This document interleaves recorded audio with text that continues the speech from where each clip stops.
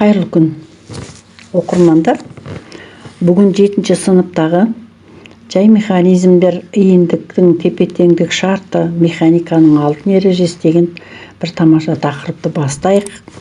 Жалпы біз жұмыс деген кезде, мысалы айталық, мына балаға мынандай үлкен тасты бір екінші жерге апару керек болып тұр. Тастың ауырлық күші өте үлкен, баланың күші оған қарағанда аз болады. Не істеу керек, қалай жұмыс істеу керек, мына тастың бағытын қалай өзгерту керек. Ол үшін мынандай көлденең бір лом деп айтамыз ба, темір бола ма, ағаш бола ма, мынандай көлбеу ағашты астына қоямыз да, астына тіреуіш қояды да, бұлай қарай ақырындап аздап көтерсе, мына ауыр жүкті ол ары қарай домалатып түсіруі мүмкін. Не болмаса, адам мынандай үлкен денені мысалы көтере алмады, бірақ мынандай көлбеу жазықтықтың бойыменен жоғарғы домалатып шығарып бара жатыр.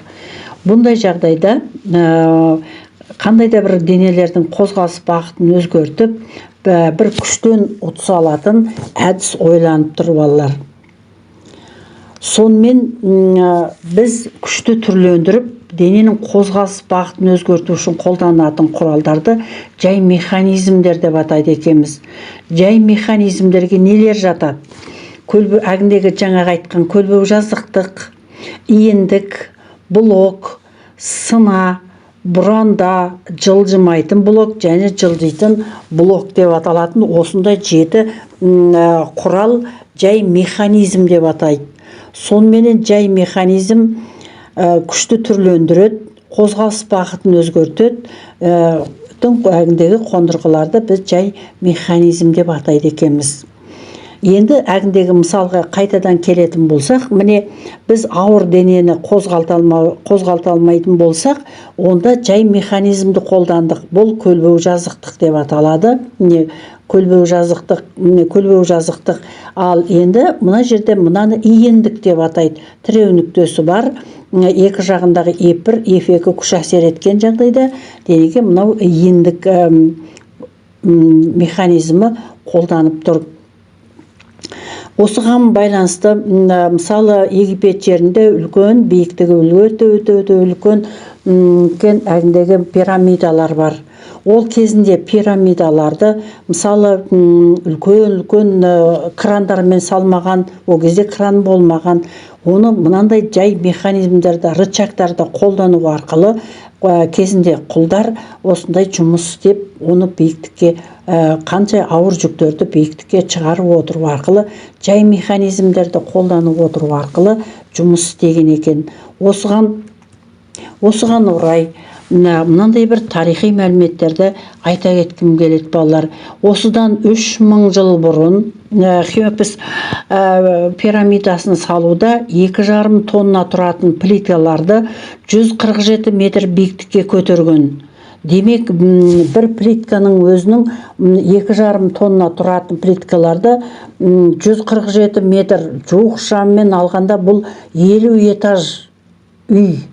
Бір этажың 3 метр десең, 50 этажды тұратын үлкен биіктікке көтеріп шығару деген бұл өте үлкен күш қой балалар. Сонда әйгілі грек архитектурасын салуда жетекшілік еткен Херонферон менен Метаген үлкен қиындықтарға тап болды. Осындай құрылыс салуда ауыр нәрселерді көтеруде көптеген құралдар пайдаланған. Мұндай құралдарға көлбеу жазықтық, блок, рычагтар қолданған. Бұларды жай механизмдер деп атаған. Балалар, мынандай бір кішкентай суретте, мысалы, кемеге ауыр жүктерді қалай тиеп шығаруға болады. Демек, мынандай көлбеу жазықтықтарды қойғанда, мына денелерді домалатып, денелердің күштегі қозғалыс бағытын өзгертіп, күштен ұтыс алып, мына кемеге денелерді шығарып жатқан. Міне сол кездегі биік әгіндегі архитектурасы өте биік болатын қондырғыларды, храмдарды осы жай механизмдардың көмегіменен шығарған екен балалар. Енді сол жай механизмге жататын біз мысалы үйдің төбесіне қандай да бір топырақ не болмаса бір заттарды, ұсақ түйек заттарды шығару үшін біз басқышпенен бір шығып түсіп жүрген бізге өте қиындау тиеді.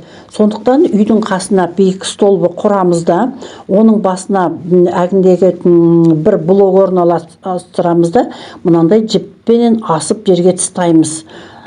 Екінші ұшына челекті байлаймыз да, бір жақ ұшынан бетіп тартсақ, онда мына жібіміз жоғары қарай көтеріледі. Ешқандай күштен салмақ салмаймыз. Күштен сондай бір ұтыс алғандай болып, биікке оңай шығарып алуға болады. Сонда бұл егерде блок өз орнынан айланбайтын болса, жылжымайтын блок деп аталады. Блок дегеніміз ол өзінің осыны төңірегіне айнала алатын, шетінде науасы бар, доңғалақ тегіршек. Жүк көтергенде айналы осі не жоғары, не төмен қозғалмайтын блок деп аталады. Ондай блок енді күштен ұтыс бермейді, бірақ күштің әрекетінің бағытын өзгертуге мүмкіндік жасайды. Мына дененің қозғалыс бағытын өзгертуге мүмкіндік жасайды. Ал блок жылжымалы болса тіпті өте жақсы. Мысалы, фабрика, заводтарда бір нәрселерді көтеруге осындай әгіндегі өз-өзінен жылжитын блоктар. Мыналар не болмаса әгіндегі ауыр жүкті көтеретін крандарда осындай жылжымалы блоктар пайдаланады. Жүкпен бірге блоктың айналы осі де көтерілетін, немесе төмен түсіп отырса, ондай блок жылжымалы блок деп аталады. Ал жылжымалы блок күштен әрқашан 2 есе ұтыс беретін болады. Енді сол жай механизмдердің ішіндегі әгіндегі рычаг, шығыр біз оны үйдегі құдықтарды челекпенен су алған кезде біз шығыршықты пайдаланамыз. Шығыршықтар деген міне бірнеше әгіндегі оралған, жуан ағашқа оралған әгіндегі шынжырды ұшына челекті байлап біз суға тастаймыз да, суды көтеріп алып шығарған кезде күштен ұтыс алатын, қозғалыс бағытын өзгерте отырып осындай рычагтарды пайдаланады екенбіз. Мына ағаш неғұрлым жуан болса, соғұрлым көбірек ұтыс алатын болады. Жұмысшы күшінің ауырлық күшінің иініне неше есе үлкен болса, жұмысшы әгінде күштен сонша есе ұтыс алатын болады. Мынау мынау тіреу нүктесі, мынау F2, мына жағы E1, сонда E1 менен E1-дің көбейтіндісі F2-ның E2-ке көбейтіндісі өзара тең болады. Ал мына жерде балалар, міне біріншіден ауырлық күші бар, екіншіден денелерден әсер еткен күші бар. Ол әгіндегі елдің мына ұзындықтың ашқа қатынасына тең болады. Жай механизмдердің ішіндегі көбірек қолданатыны көлбеу жазықтың түрі сына көрсетілген. Мысалы, мына ағашты екіге бөліп жару үшін біз қанша соқсақ та ол бөлінбеуі мүмкін. Егер солардың ортасына бір кішкентай мынандай сына кіргізіп, оны үстінен соғатын болса, мына ағаш тезірек екіге бөлінетін болады. Аз күш жұмсап, біз көп әгіндегі денені бөліп алуға мүмкіндік туғыздық. Аз күшпенен күшті ұтып тұрмыз. Жаңағы айтқан міне сыналау арқылы соққанда аз күшпенен мына үлкен ауыр нәрсені бөліп алуға болады. Дәл сол сияқты мына болтты денеге кіргізу үшін мынандай бұрандалар қолданылады. Бұл да міне бұрандаларды аздап бұрап отыратын болса, мына қатты ағаштың ішіне мына бұранданың өзі еніп кіріп отыратын болады. Бұл да жай механизмдердің түрлеріне жатады. Күштен біз қанша есе ұтсақ, орын ауыстырудан сонша есе ұтыламыз. Алайда аз күш жұмсап, жұмысты орындағанменен біз жұмыстан ұтылыста болмайды. Енді осы жай механизмдерді біз үйдің ішінде де байқаймыз балалар. Мысалы, есікті ұстайтын тұтқасынан көрі түбі жағынан таяу, топсасына таяу есікті ашатын болсақ, онда біз көп күш жұмсаймыз. Ал егер керісінше ұстайтын, өзінің ручкасынан ұстап ашып жабатын болсақ, онда біз азғандай ғана күш жұмсайтын боламыз. Өйткені арақашықтық, неғұрлым арақашықтыққа алыс болса, онда азғандай ғана күш жұмсаймыз. Ал керісінше арақашықтық азғандай ғана болса, айналу өсінен арақашықтық азғандай ғана болса, онда біз көбірек күш жұмсайтын болады екенбіз. Ал мысалы, дәл сол сияқты рычагтың, мысалы мына тасты мына қыз бала көтере алмай жатыр. Сонда мына жай механизм рычагты, иіндікті пайдаланған кезде, мына денені қазір кішкентай қыз бала мына үлкен тасты былай қарай домалатып қозғалыс бағытын өзгертуді. Дәл сол сияқты үлкен ауыр жүктерді арбаға салып, мына адам сүйретіп бара жатыр. Демек, бұл да әгіндегі жай механизмдерге мысал бола алар. Мына балалардың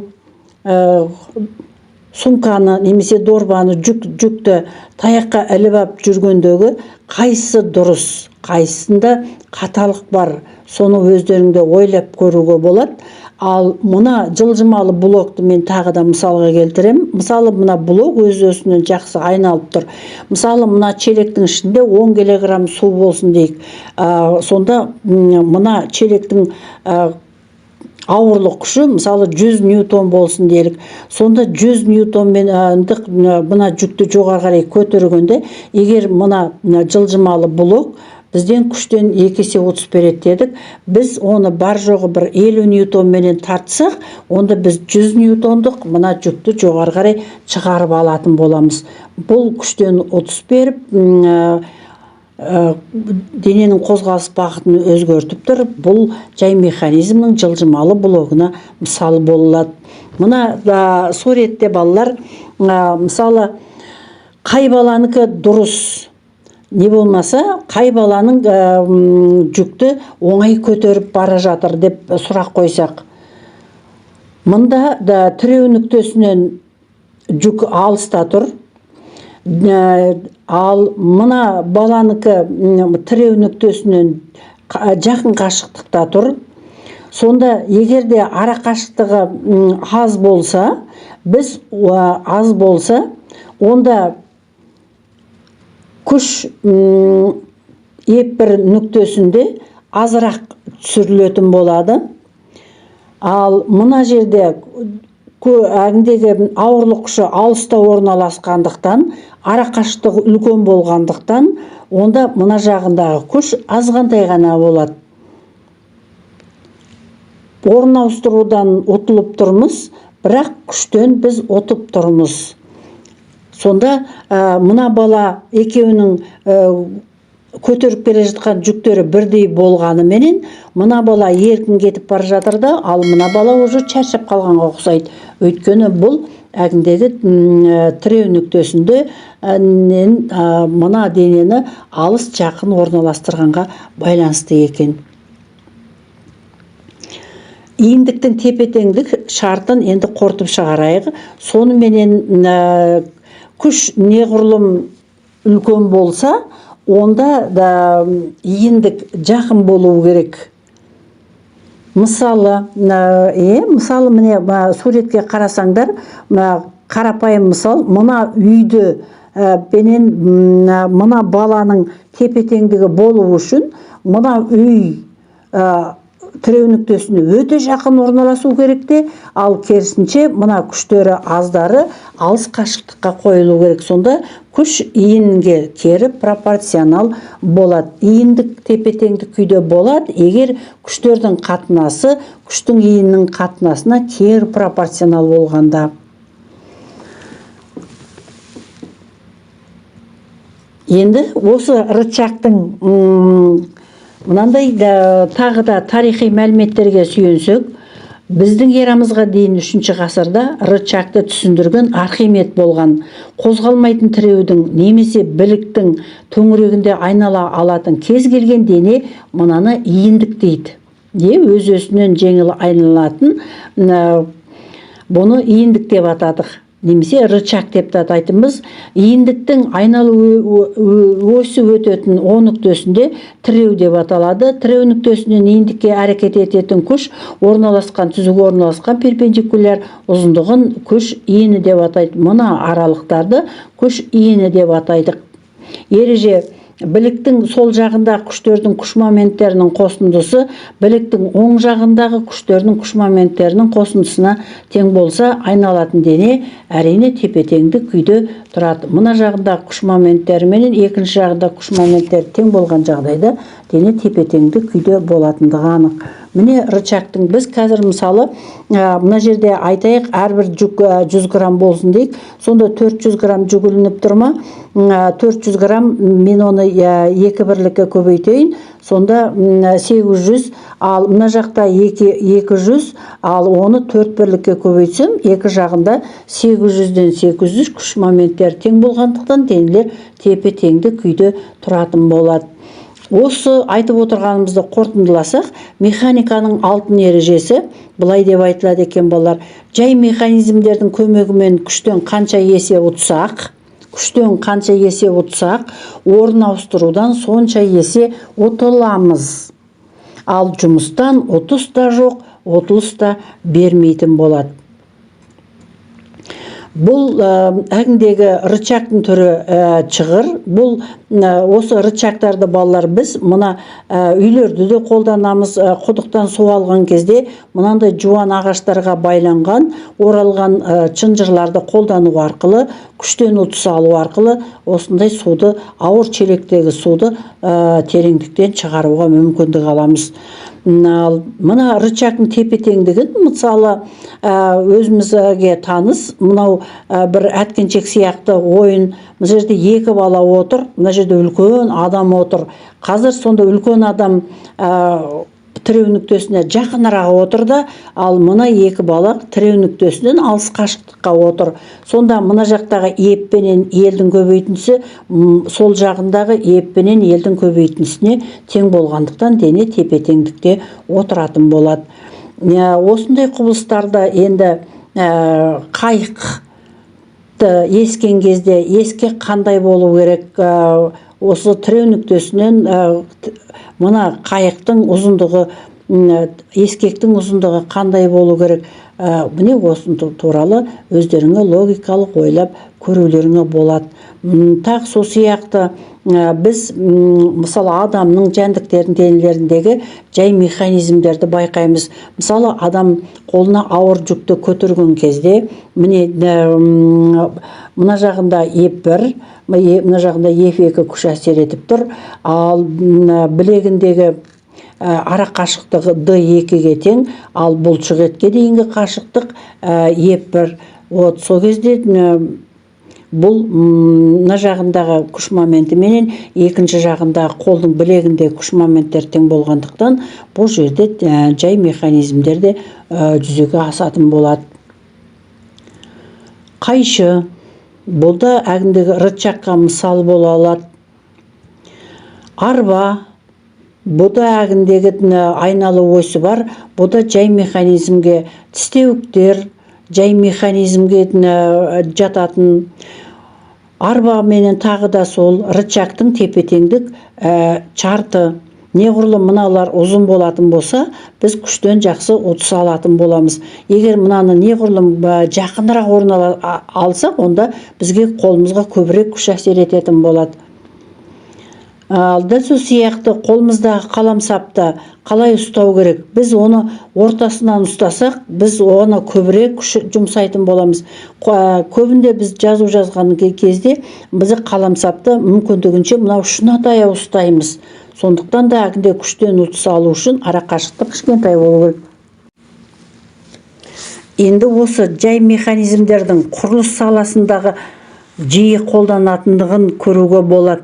Мысалы, мына жер қазып жатқан экскаваторлардың алардың жұмыс істеу принципі де осы жай механизмдерге лайықталған. Мына жердегі міне күш иіні, мына жердегі күш иіні, мына жердегі епірдің әгіндегі күшке әсерлесуі, босының барлығы бұл жерде рычаг бар және өз-өзінен айланып тұрған блоктардың қолданылуына мысал болады. Енді осы сөзімізді, мысалдарымызды келтірген топтап қорытындылайтын болсақ, сонымен жай механизм дегеніміз дененің қозғалыс бағытын өзгерту үшін, күштен ұтыс алу үшін қолданатын қондырғыны айтады.